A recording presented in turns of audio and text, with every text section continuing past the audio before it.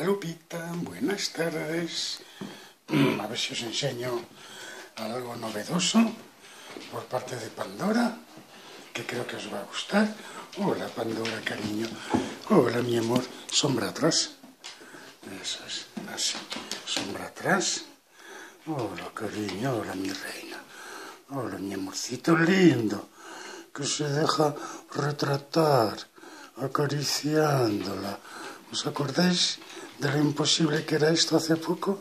A ver, si ahora nos podemos... No, tranquila, Pandora, nos vamos a retratar aquí. ¿Tú y yo en foto? No es solo una cámara, tranquila, cariño. Es una cámara. A ver, cariño, ¿me dejas que me acerque a ti así? ¿Me dejas que me acerque a ti así? ¿Qué os parece?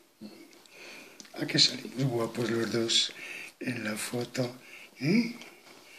¿A qué salimos guapos los dos en la foto? Cariño.